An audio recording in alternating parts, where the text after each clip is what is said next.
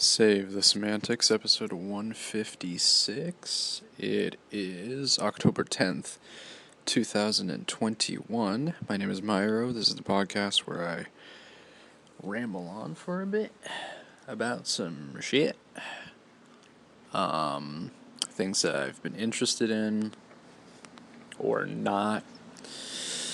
The usual, my day-to-day, my weekly agenda. And maybe reflect on some things. I don't know. It's been a long week, for sure. I'm pretty tired, again, per usual. So yeah, once again, on a Sunday, just trying to relax a little bit, take my mind off of shit. Yeah, today's been I've been sort of just like going about it in a daze, if that makes any sense. It's just, I just feel like I've just kind of been sleepwalking this entire day. And it's only until like now that I've been like, oh shit, I'm actually like awake and doing things. I managed to fix, I had this issue going on with my Mac earlier, and it was just like, it was stuck on the loading bar whenever I tried to turn it on. I don't even know how it got to that point in the first place, really. I don't know, I think I was just running way too much shit on it. I don't know exactly the main issue. I'm not a computer IT guy, so I don't really know exactly what happened, but my Mac was just stuck on the loading bar whenever I tried to turn it on, and today I finally figured out a way to kind of reset everything and start it back up in recovery mode. So now it looks like it's okay. So hopefully it hangs on. I might need to clean up some things afterwards, but yeah, we managed to make it work. So I'm happy about that, and I'm not going to just be stuck without a computer. It's like I would just be lacking entertainment, you know? How am I going to get on Twitter? I'm missing out all the good moments on there. Yeah, so it's been like a little while. Maybe it's been like almost a week without really using my computer. So, I mean, there's some benefits to it, you know, just completely detaching from that. I mean, the thing is, I still have my phone, so it doesn't really do anything. The way I sort of manage my devices is that I have my my work computers, sort of my workstation on one part of my room, and then I have my personal computer, which I have for, just, everything else that I do. And so that's where I, usually watch videos and Netflix and that sort of thing. So I didn't really have that for a week, so that's been, instead of that, I've just been like gaming a little bit. And yeah, not a whole lot else.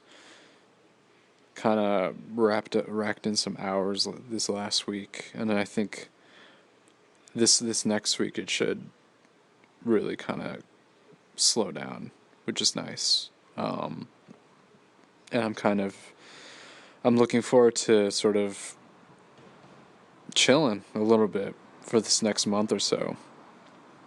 And then in November, I'll be taking my trip to New York, which I'm really excited about. So yeah, a lot of things. It's hard for me to be excited because I'm just tired right at this moment. But no, I am really excited for upcoming things in the future. I'm just kind of, I don't know, I'm just kind of going through it in a sense, just going through the motions, and just kind of dealing with things day to day. Yeah, today is just it's just been just going about it in a daze, really. I don't know how else to describe it. I haven't really done a whole lot, which is good to an extent. I like being productive, you know what I mean? But I also like not working too. So I need some time to myself in a little bit.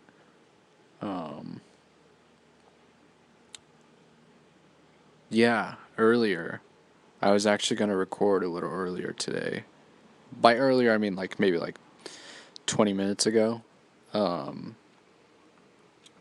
I had I had sort of like I have like a usual spot where I like go out to like record in my car, and so I park in my car, and then there's a cop behind me, and she didn't even have to pull me over because I was already like parking, and she came up, and then apparently I did like a rolling stop and that sort of thing. It's like, she asked like license and registration. And I had my license, but I didn't have my registration, or I didn't know where it was. Like, I was just like scrambling through the glove box. She made a comment. She's like, oh, you haven't really cleaned up that much, have you? I'm like, fucking, no, I haven't. You wanna check for me? You wanna go through this glove box with me? And she let me go with a warning, but she was like, apparently some kid had gotten hit by like the intersection where I had crossed. By the way, there was nobody around. There was literally nobody around when I did that. It was just the cop behind me, essentially. No, it was two. It was, I think, there was a car behind me, and then the cop was like behind the. I don't know. It was just I wasn't really paying attention. There were a lot of cops roaming about today, man. I don't know what's going on. Is it because of that one intersection? Do they really got? I mean, I understand that. Of course, that's awful that kid got hit. But do they really need fucking? There were two cops there. There was the one that like came up to my window, and talked to me, and there's like another one for what, backup. I don't have shit. Look at me. I'm like a scrawny dude. Like I don't. It's like I don't have anything. I know my car is kind of a beater, but like, it's just like, I had just like a Jamba Juice. I'm like, the most I could do is throw this at you. You know what I mean? So, she let me go. She said that um, she said that if she had given me a ticket, it would have been $700 for that.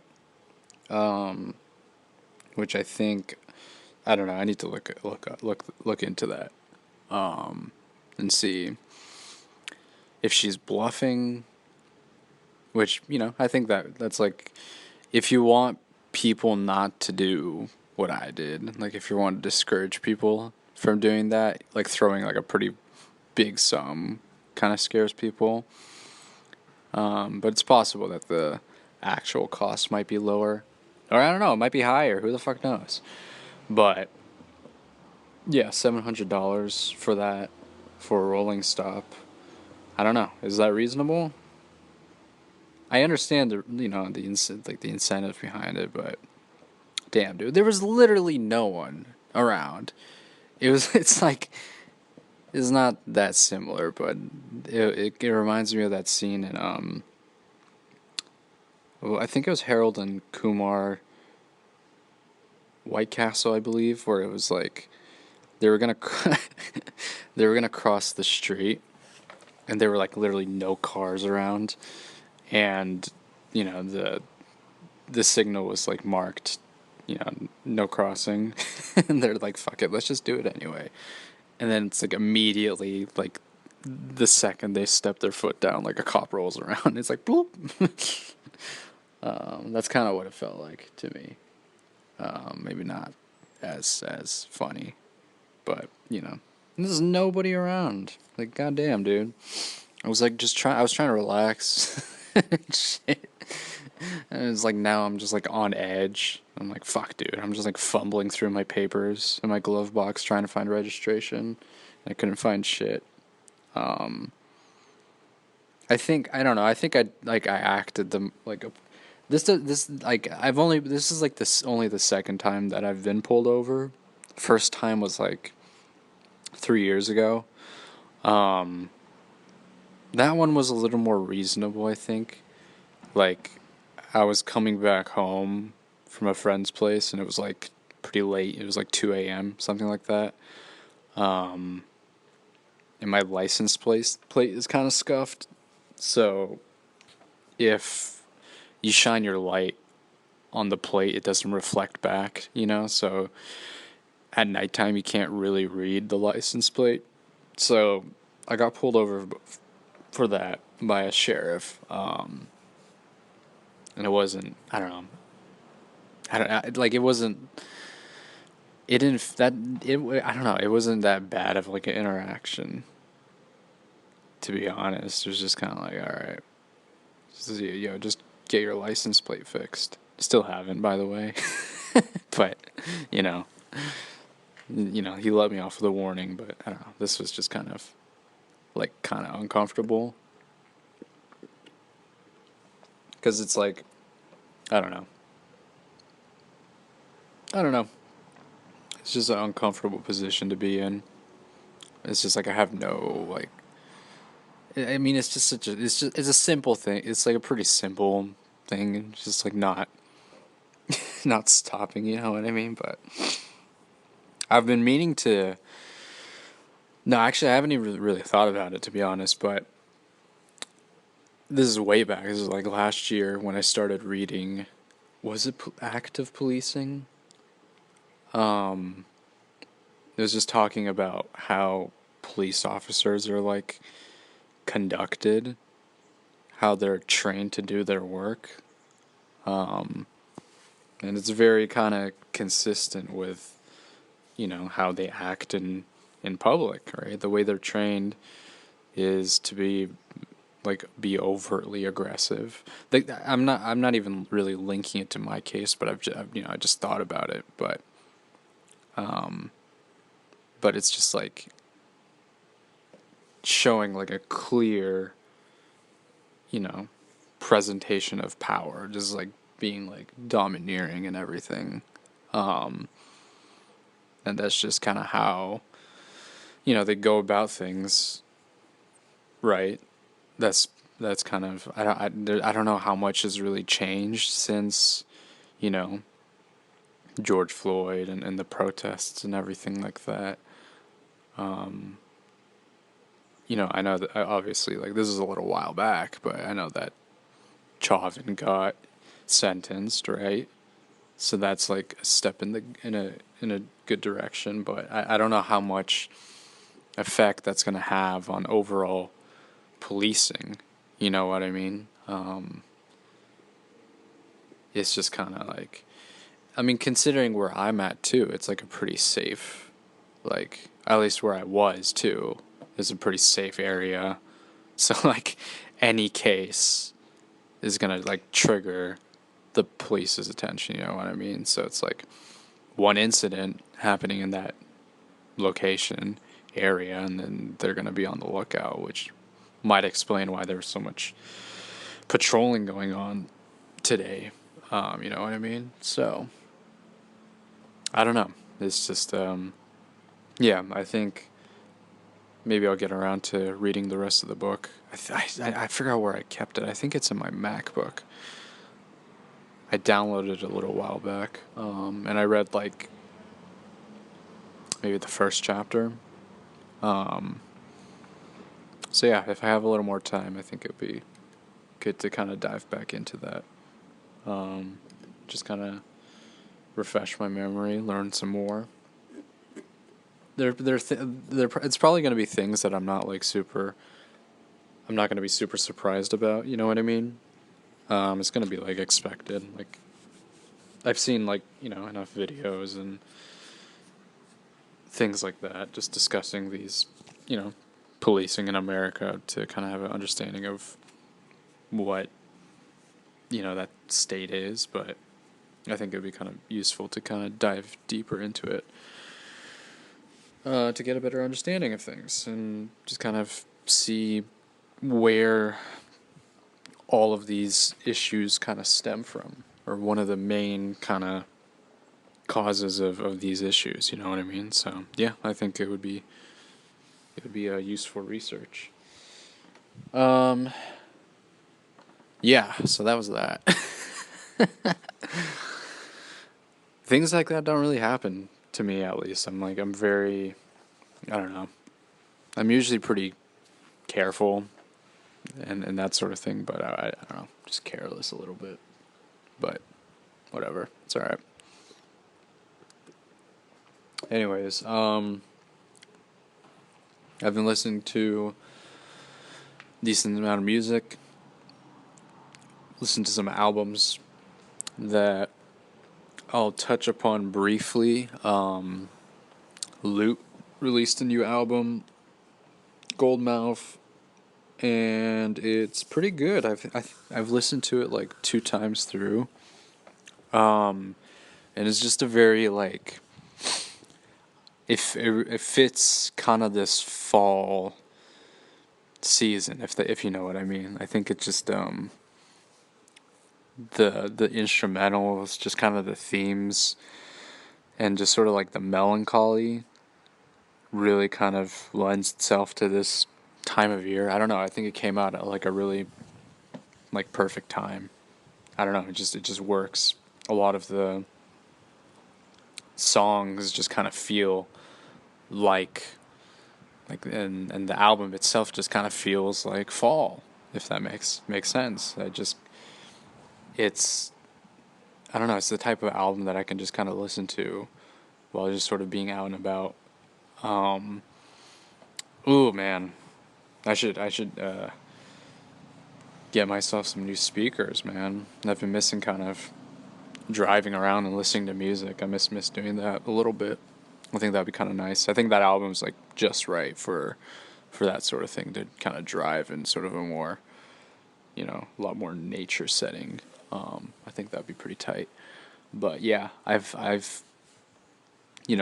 talked about this last week, but it is a little hard. It can be kind of hard to listen to an album while you're doing work. Again, just multitasking doesn't really work in that sense. So yeah, I think I'll maybe I'll still have that album in my rotation for sure.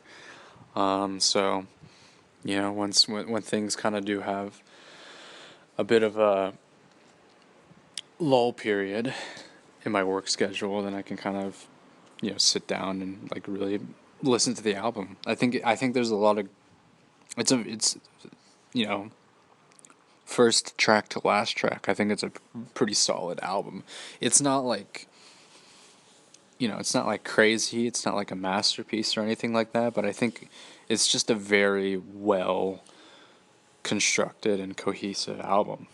I think every song is, lends itself to the kind of the experience. And there's not really, I don't know, maybe there's like a few songs that I would skip just because maybe they're not really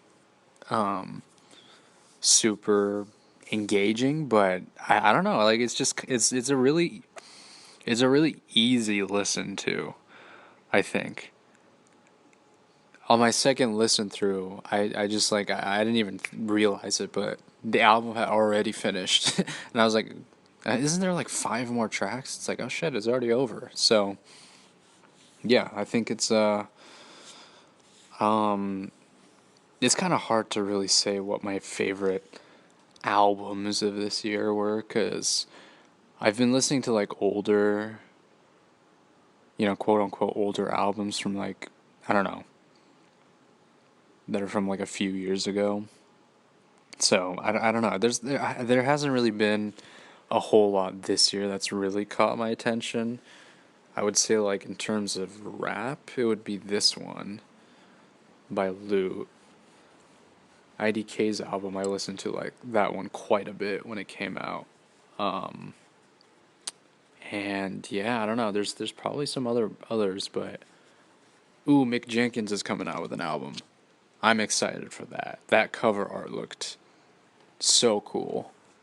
That's like the type of like album that you would have on vinyl. I feel like just that album cover is like super, just kind of like an abstract painting. I think it's really cool.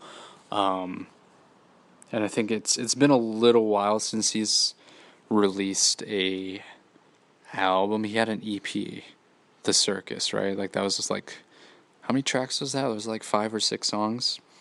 And that was really good. I think that came out like a couple years ago, or maybe last year. Man, I don't know. But it feels like it's been a minute since he's released like a project. So I'm excited for that. Always great to hear from Mick Jenkins. We're still waiting on JID. I know him and Earth Gang, have already kind of teased their albums, so looking forward to that. Maybe, hopefully by the end of the year, we'll see. So yeah, no, there's definitely music coming out for sure. That I'm excited for. I'm gonna keep my eyes peeled for those. And I've just been kind of having a lot of the similar things on rotation, songs and artists that I've discovered through Spotify. So that's been pretty nice. There's been some pretty cool like Japanese. I don't know. It's not exactly J-pop. It's more like rock. It's like J-rock. So that's been pretty dope. Some Brazilian rock to kind of mix in with that. I've gotten back to like Alcest and listened to a couple of their albums. So yeah, there's been quite a lot in my rotation. I kind of need that to keep me going through the day. I think it just really depends. Like I've noticed like end of the night because I work kind of late. Like toward like the end of the night, I'm usually listening to kind of like heavy metal stuff. Just because like that kind of like it keeps me awake. It keeps me kind of going. Like so, like lo-fi or like hip hop doesn't really keep me awake in that sense, you know what I mean? I think it sort of puts me in a rhythm for sure, but if you want to like finish strong and just kind of grind it out through the end, I found that heavy metal kind of, or just metal in general just kind of works better in that way. So yeah, some good stuff there. I finished Deltarune Chapter 2 last night, and I thought that was very good. And I also found out by looking through kind of the subreddit and, going through other parts of like the Deltarune community that there are actually other routes that you can take, which I did not know about. So that's cool. I don't know if I'm ever going to do, a straight up genocide route, but, I think I might. There are other routes that can be taken. Is it routes or routes? Does it matter? There are other routes that can be taken that lead to different storylines, I guess. So maybe I'll try that out another time. But so far, the story's interesting. The characters, as usual, are very interesting and entertaining. The music is fantastic. Music is so good, man. He just kills it, dude. I don't know how he does it. Does Toby Fox, does he do like he's had some help for sure, right? For this one at least, cuz there's a lot going on. There's a lot going on. I'm thinking like cuz like the battle animations are like super intricate, and like the enemies like attacks and stuff are there's like you have their own like mini games. it's amazing. Like some of the battles, some of the enemies you fight, like they have this own like they have these like attack patterns that are like very you know very unique and stuff, and it's like super detailed. And the animation is like super cool. Yeah, this is a lot of work for sure, and it looks like it's gonna be 7 chapters based on what was shown on like the main menu. Damn, dude, this thing's not gonna get finished in like 10 years, like, because it's what 2 years since chapter 1 came out. I just played through both, so I think it's cool that I kind of got that experience, and I didn't really have to wait.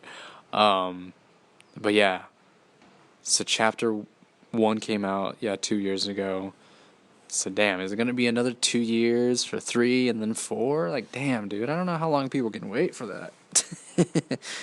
It's gonna be 10 years. I don't know. It's gonna take a bit, but yeah, I've really enjoyed it. There are a lot of so I guess people are saying, and I think maybe Toby himself has said it, that this is not a direct sequel. It's sort of like its alternate timeline. I just like part of me, and I maybe I'm just being stubborn here, but part of me feels like there's potential that this could be like a direct sequel. I don't know. I just feel like that could be the case. You know what I mean? I think this is a pretty simple theory, but it's possible that this takes place after the events of Undertale, and everyone's like memories have just kind of been wiped, right?